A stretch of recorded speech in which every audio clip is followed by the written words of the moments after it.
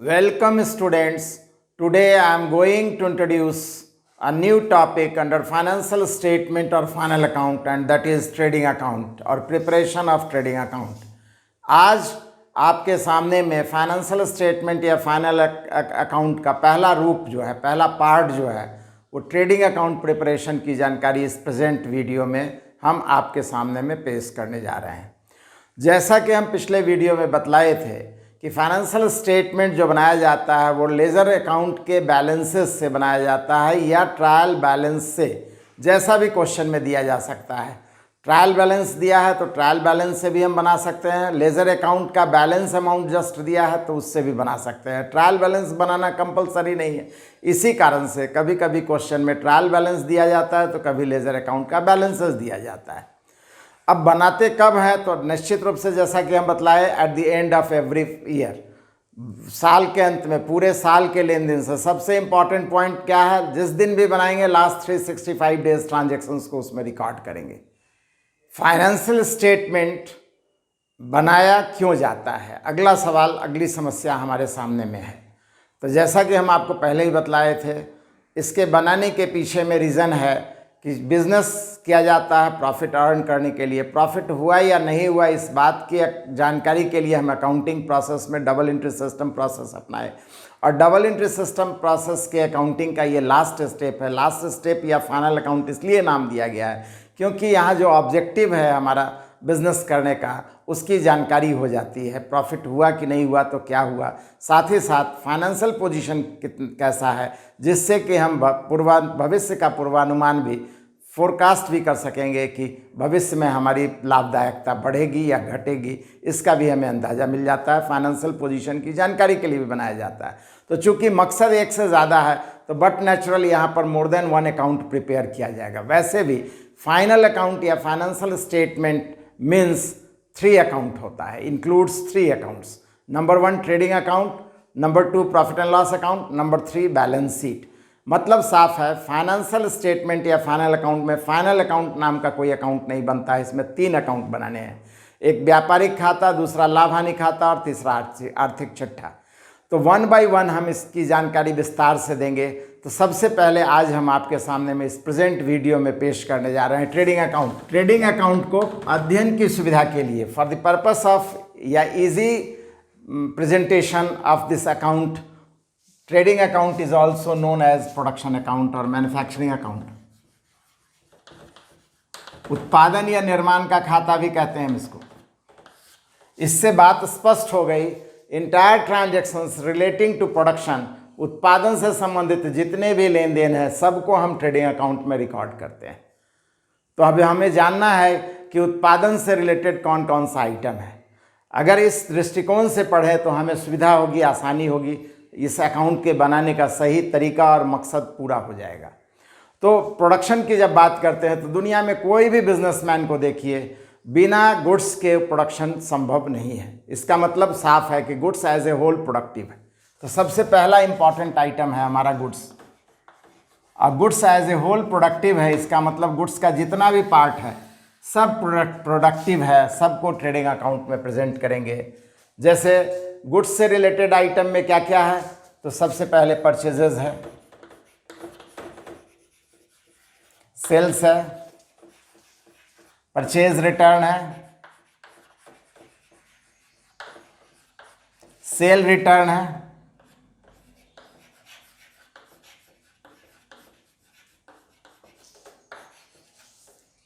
Opening stock है,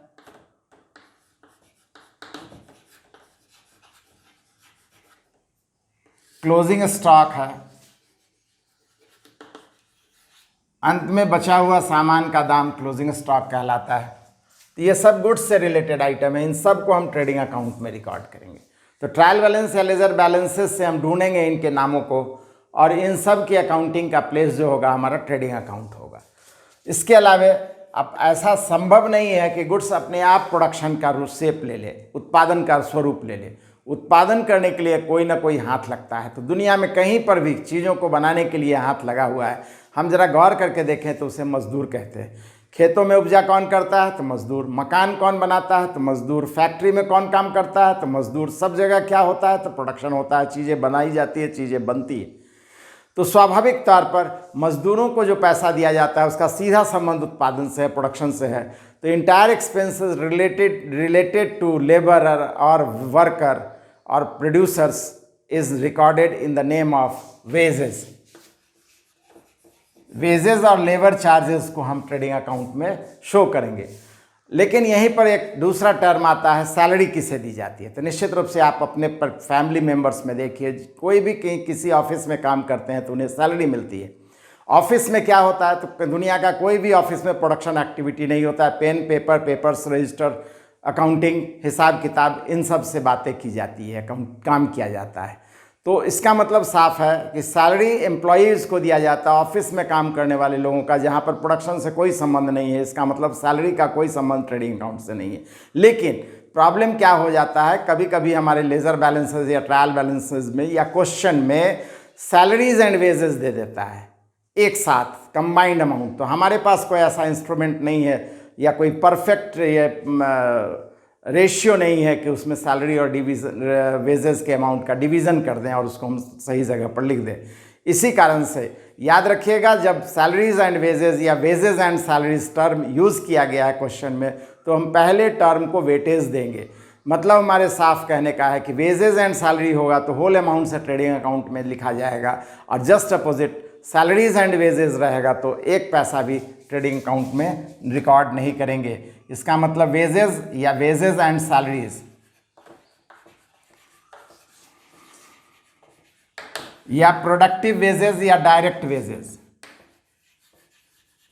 productive और direct wages, सब वेजेस का संबंध है। ऐसा वेजेस जिसका सीधा संबंध उत्पादन से है, मतलब सब का सब ट्रेडिंग अकाउंट में रिकॉर्ड किया जाएगा।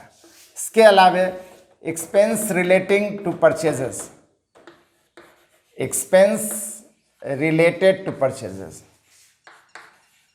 सामानों को खरीदने से संबंधित, परचेजेस ऑफ कमोडिटीज़, सामानों को खरीदने से संबंधित जितने भी खर्च किए जाते हैं, निश्चित रूप से वो परचेज कर रहे हैं for the purpose to produce them, उसे बनाना है, इसके लिए खरीद रहे हैं। तो स्वाभाविक तौर पर ये बनाने के क्रम का खर्च है, और बनाने के क्रम में जितने भी एक्सपेंस होते हैं सब प्रोडक्शन से रिलेटेड एक्सपेंस मानेंगे, ट्रेडिंग अकाउंट में शो करेंगे।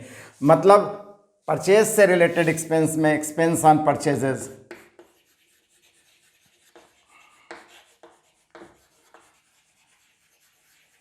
Carriage inward,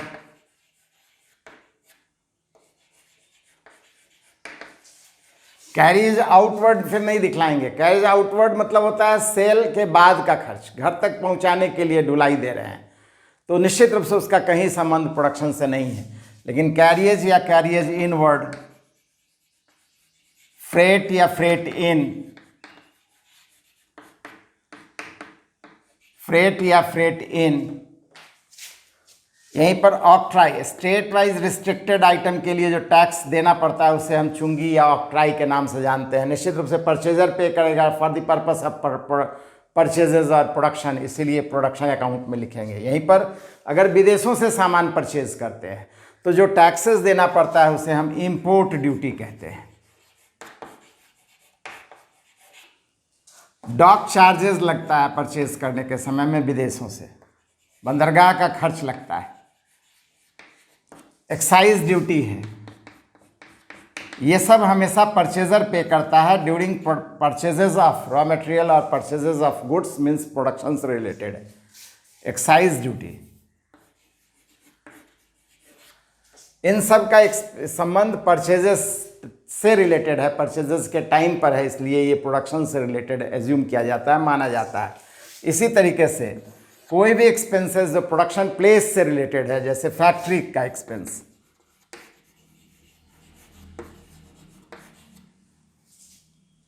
direct expense, productive expense, manufacturing expense, सब तो नाम से स्पष्ट है प्रोडक्शन से रिलेटेड है।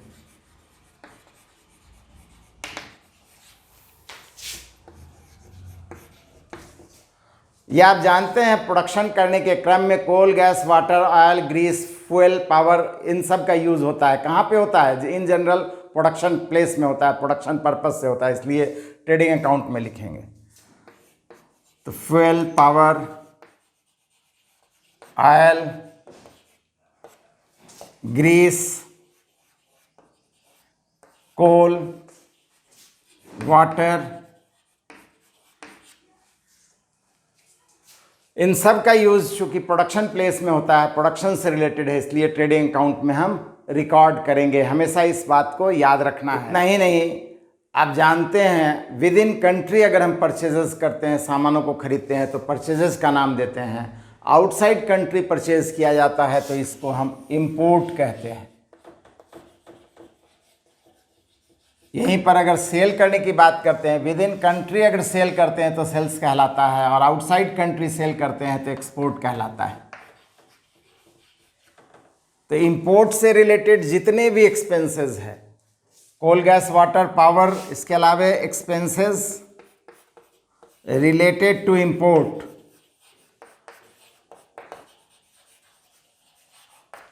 ऑफ कमोडिटीज, सामानों के खरीदने से संबंधित, विदेशों से खरीदने से संबंधित, स्टेट के बाहर से खरीदने से संबंधित, या विद इन स्टेट या विदाउट रिस्ट्रिक्टेड आइटम को खरीदने से संबंधित जितने भी एक्सपेंसेस है, प्रोडक्शन से रिलेटेड, फैक्ट्री प्लेस से रिलेटेड, परचेज से रिलेटेड, सभी को हम ट्रेडिंग अकाउंट में रिकॉर्ड करेंगे। अब हमारे सामने में समस्या है कि ट्रेडिंग अकाउंट है मतलब उसमें दो साइड होगा, डेबिट एंड क्रेडिट का। तो इसमें से कौन सा आइटम हमारा डेबिट में और क्यों आएगा, क्रेडिट में किन आइटम्स को प्रेजेंट करेंगे, ये हमारी अगली समस्या है। तो सबसे पहले हमारा हेडिंग हो जाएगा ट्रेडिंग अकाउंट ऑफ मेसर्स, जिस भी बिजनेस का बना रहे हैं। कब बना रहे हैं? तो फॉर द ईयर एंडेड, वर्ष जो समाप्त हो रहा है, कब समाप्त हो रहा है उसका डेट और मंथ लिख देंगे। और अकाउंट है तो दो साइड में बनेगा, डेबिट एंड क्रेडिट।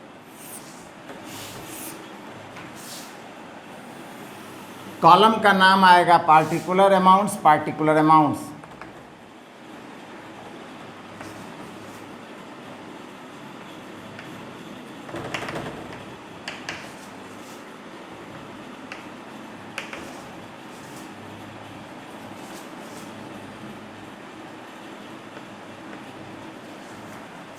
डेबिट के लिए 2 से स्टार्ट करेंगे और क्रेडिट के लिए बाई टर्म स्टार्टिंग टर्म होगा।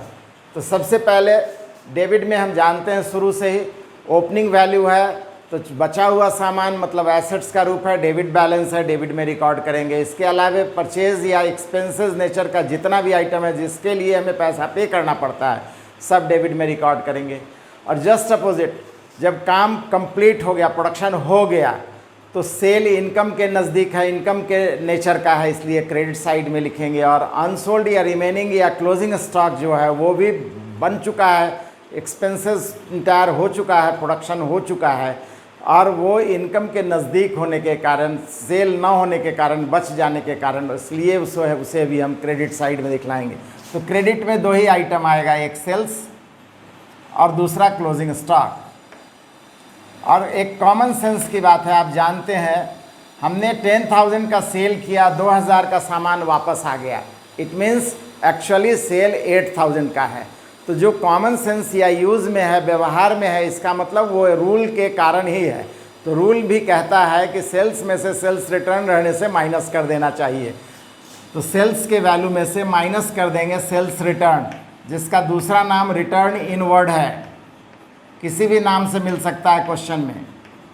और इसके वैल्यू को अंदर में ही माइनस करके तब बाहर प्रेजेंट करेंगे, दिखलाएंगे। बाकी जितने भी आइटम है सब के सब डेबिट में आएंगे, सब एक्सपेंसेस नेचर का, जिसमें सबसे पहले ओपनिंग स्टॉक आता है, पहले से जो बचा हुआ सामान है। परचेजेस आता है, परचेजेस के नाम से रहे, चाहे इंपोर्ट के नाम से रहे, किसी भी नाम से रहे। सेल इसी तरीके से सेल्स के नाम से रहे, एक्सपोर्ट के नाम से रहे, या दोनों है तो दोनों को दिखलाएंगे। इसके अलावा expense related to purchases, expense on और ड्यूरिंग परचेजेस, जिसका लिस्ट हम आपको पिछले में बतलाए हैं।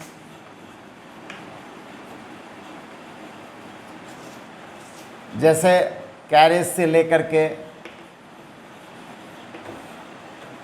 फ्रेट से लेकर के, ऑक्ट्राय से लेकर के, इंपोर्ट ड्यूटी से लेकर के, डॉक चार्जेस से लेकर के,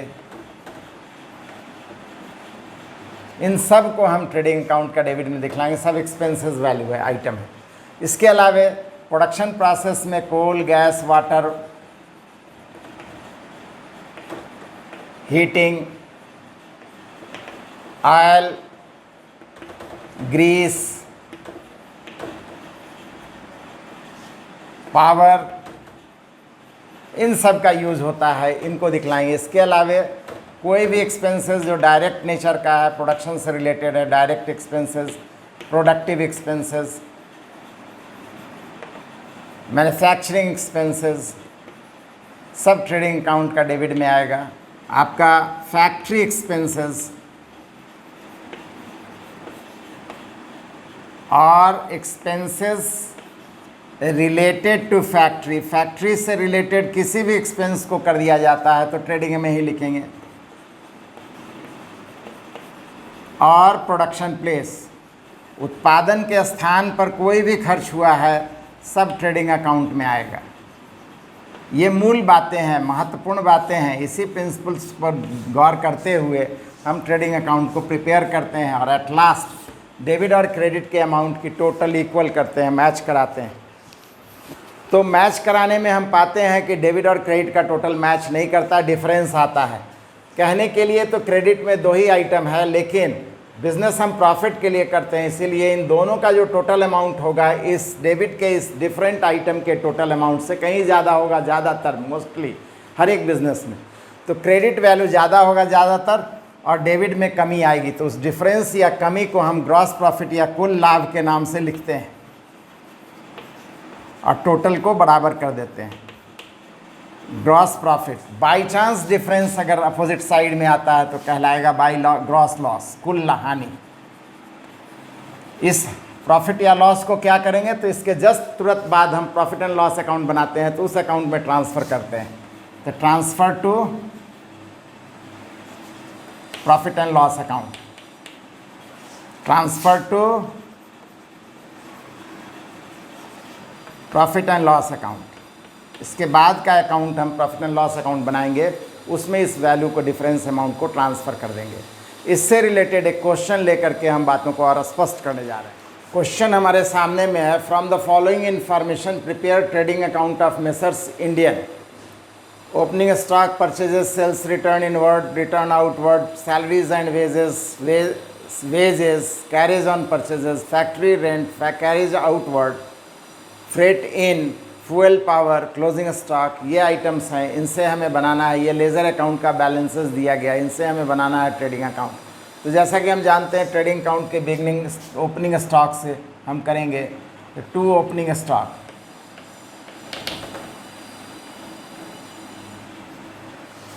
$6,000। परचेजेस भी डेबिट आइटम है, एक्सपेंस नेचर आइटम है, डेबिट में लिखेंगे। परचेज में परचेज रिटर्न हो सकता है, इसीलिए इसके अमाउंट को हम हमेशा अंदर में लिखेंगे। अगर रिटर्न रहेगा तो माइनस करके तब बाहर करेंगे, अदरवाइज़ हम डायरेक्ट फिर बाहर भी निकाल करके रख देंगे। देखने की ज़रूरत नहीं है क्वेश्चन में है या नहीं है तो जब मिलेगा तब हम यूज़ करेंगे, नहीं मिलेगा नहीं यूज़ करेंगे। सेल्स है, इसी तरीके से सेल्स में भी रिटर्न हो सकता है, इसलिए सेल्स के भी वैल्यू को अभी हम अंदर में लिखेंगे। 59,000 रिटर्न होगा तो माइनस करके दिखलाएंगे, नहीं तो फिर इसी अमाउंट को कैरी कर देंगे। नेक्स्ट है रिटर्न इनवर्ड। रिटर्न इनवर्ड मतलब सेल्स रिटर्न, तो माइनस रिटर्न इनवर्ड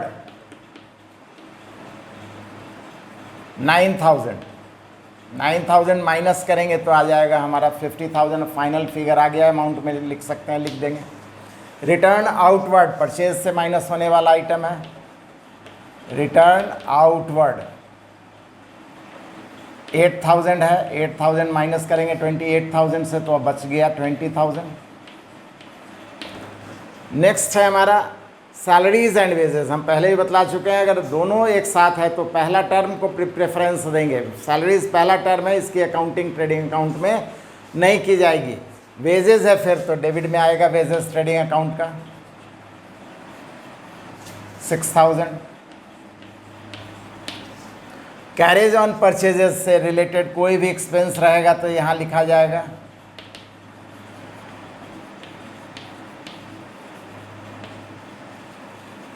$5000। नेक्स्ट है फैक्ट्री रेंट, फैक्ट्री से रिलेटेड एक्सपेंस भी यहाँ लिखना है 4000। कैरेज आउटवर्ड, हम जानते हैं कैरेज आउटवर्ड मतलब सेल के बाद ढुलाई का खर्च दे रहे हैं, पहली बात। दूसरी बात, ढुलाई क्या होता है, कैरेज क्या होता है, याद रखिएगा। डिस्टेंस कम होता है तो मुटिया या सामान ढोने वाला सर पर, पीठ पर, या छोटी गाड़ी से, दुपहिया गाड़ी से, तीन पहिया गाड़ी से सामान कैरी करके लाने में जो चार्जेस लेता है उसे कैरेज चार्जेस कहते हैं। निश्चित रूप से हमेशा परचेजर पे करता है, जनरली परचेजर पे करता है। परचेज से रिलेटेड है, ट्रेडिंग अकाउंट में लिखेंगे। लेकिन यहीं पर कैरेज आउटवर्ड की बात करें तो कैरेज आउटवर्ड किस कंडीशन में होता है, तो सेल और उसके बाद का एक्सपेंस है, इसका प्रोडक्शन से कोई मतलब नहीं है। इसी तरीके से फ्रेट चार्जेस की बात करें तो दूरी अगर ज़्यादा है, रेल या बस से हम कैरी करके ला रहे हैं तो नेचुरली इस चार्जेस को हम फ्रेट इन या फ्रेट चार्जेस के नाम से लिखते हैं। ये भी कौन परचेज करता है, जनरली परचेजर, इसलिए ट्रेडिंग अकाउंट में लिखा जाएगा। तो फैक्ट्री रेंट के बाद कैरेज आउटवर्ड का संबंध इस अकाउंट से नहीं है, फ्रेट इन है आएगा 6000 से। फ्यूल पावर है, निश्चित रूप से प्रोडक्शन से रिलेटेड है 7000 से। और लास्ट में क्लोजिंग स्टॉक हम आपको बतला चुके हैं, क्लोजिंग स्टॉक की अकाउंटिंग क्रेडिट में करते हैं, अकाउंट क्लोज करते हैं। बैलेंस बीडी स्टार्ट किए तो बैलेंस सीडी निश्चित रूप से क्रेडिट में आएगा। तो जिस तरीके से भी सोचिए, या बचा हुआ सामान मतलब बस बेचना बच गया है, सब कुछ एक्सपेंस कॉस्ट हो चुका है, इसलिए नियरर टू इनकम है, क्रेडिट में दिखलाएंगे। Closing stock 25000। सभी ट्रांजैक्शंस को जो ट्रेडिंग अकाउंट से रिलेटेड है हम लिखने के बाद टोटलिंग करेंगे। निश्चित रूप से मोस्टली क्रेडिट साइड ज़्यादा होगा, यहाँ अंदाज भी लगाएंगे तो पता चल रहा है क्रेडिट साइड बहुत ज़्यादा है। 75,000 टोटल मैच कराना है तो डिफरेंस जो आएगा वो ग्रॉस प्रॉफिट के नाम से लिखा जाएगा। अब डिफरेंस हम कैलकुलेट करके लिख देते हैं, ग्रॉस प्रॉफिट। इसे हम कहाँ ले जाते हैं, transfer to profit and loss account, PL account. तो डिफरेंस में हम देख रहे हैं 3 टाइम्स 0 तो कॉमन है, 0 रहेगा। 7 6 13 4 17 5 22 6 28 6 34 34 और 1 35 3 3 2 5 और 2 7 21,000 का डिफरेंस आया। ये 21,000 हमारा टोटल प्रॉफिट है, ग्रॉस प्रॉफिट है, जिसे कि प्रॉफिट लॉस अकाउंट बनाएंगे तो हम वहाँ पर ट्रांसफ़र करेंगे। इस तरीके से हमारा ट्रेडिंग अकाउंट बन करके तैयार हो जाता है। अब आज आपका काम है ट्रेडिंग अकाउंट से रिलेटेड आपके बुक में जो भी क्वेश्चंस दिए गए हैं, इलस्ट्रेशन में हो, प्रॉब्लम साइड में हो, कोशिश कीजिए प्रॉब्लम साइड के क्वेश्चन को पहले बनाने का, और उस पर कॉन्फिडेंस आ जाता है तो फिर इलस्ट्रेशन वाले क्वेश्चंस को भी सॉल्व कीजिए। और ट्रेडिंग अकाउंट जहाँ भी बोला बनाने के लिए आप आसानी से बना सकते हैं। इवन आगे के क्वेश्चन में भी जबकि ट्रेडिंग पीएल बैलेंस शीट भी बोला है, फिर भी आप ट्रेडिंग अकाउंट चाहिए तो बना सकते हैं, उसमें कहीं कोई दिक्कत नहीं है। बाकी आइटम जो ट्रेडिंग अकाउंट से रिलेटेड नहीं है उसको क्वेश्चन में ही छोड़ देना है। ट्रेडिंग अकाउंट में as per rule of trading account ऐसा नहीं है क्वेश्चन में जितने भी आइटम दिए गए हैं सब ट्रेडिंग में लिख ही देना है। नियम से जो ट्रेडिंग अकाउंट में लेने लायक है हम उसे ही लेंगे, अदरवाइज़ उससे बाहर से आइटम का कोई संबंध ट्रेडिंग अकाउंट का नहीं रहेगा। नेक्स्ट वीडियो जो हमारा प्रेजेंटेशन होगा निश्चित रूप से वो profit and loss account preparation की जानकारी और न सिर्फ उसका कंसेप्ट और आइडिया देंगे, साथ ही साथ एक एग्जाम्पल या प्रॉब्लम क्वेश्चन के साथ उसको सॉल्व करके भी हम आपके सामने में प्रेजेंट करेंगे। हमें उम्मीद है आप हमारे वीडियो को रेगुलर देख रहे हैं। रेगुलर देखना बहुत ज़रूरी है, अदरवाइज़ किसी भी वीडियो को आप मिस करते हैं तो ऐसी स्थिति में अगला वीडियो फिर समझ में नहीं आता है। इसीलिए कंटिन्यूअस लगातार देखिए और एक वीडियो को देखने के बाद इससे रिलेटेड क्वेश्चन को सॉल्व कीजिए, तब फिर अगले वीडियो में जाइए। ये प्रोसेस अगर अपनाते हैं तो खुद ब खुद घर बैठे इस माहौल में भी इस पेंडेमिक माहौल में भी, इस कठिन समय में भी अपने आप को आप पढ़ाई के प्रति इंटरेस्ट पैदा कर सकते हैं और उससे आप क्वेश्चन जब बनेगा तो स्वाभाविक तौर पर इंटरेस्ट स्पष्ट हो जाएगा, इंटरेस्ट क्लियर हो जाएगा, इंटरेस्ट पैदा होगा। साथ ही साथ हम एक चीज़ और आपको बतला दें, अगर आप कंसेप्ट को अपने दिमाग में रखते हैं और क्वेश्चन बनाने में आंसर मैच नहीं करता है तो आप जब तक कि आंसर को तक पहुंच नहीं जाते हैं, ये सेटिस्फैक्शन तक नहीं पहुंच जाते हैं कि हम बनाए सही हैं कि नहीं है, तब तक आप मेहनत करते रहिएगा। इसीलिए वो पागलपन आना ज़रूरी है पढ़ाई में कि कंसेप्ट को अच्छे से जानिए और फिर क्वेश्चंस को सॉल्व कीजिए। सॉल्व होगा कैसे नहीं, बिल्कुल होगा। कोई समस्या फिर भी रह जाती है तो आप अपनी बात को हमारे कमेंट सेक्शन में रखिए, हम निश्चित रूप से आपको संतोषजनक आंसर देंगे, बहुत जल्द आंसर देंगे और आपकी कोई भी समस्या हम रहने नहीं देंगे। हमें उम्मीद है आप हमारे वीडियो को ज़्यादा से ज़्यादा शेयर कीजिएगा। आज के समय में ज़्यादा से ज़्यादा लोगों को इसका फ़ायदा मिले, हमारी कोशिश है। घर बैठे आप इसके बारे में पूरी जानकारी लीजिए और समस्याओं को आप पुनः अपनी बातों को आप हमारे सामने में रखिए। Thank you.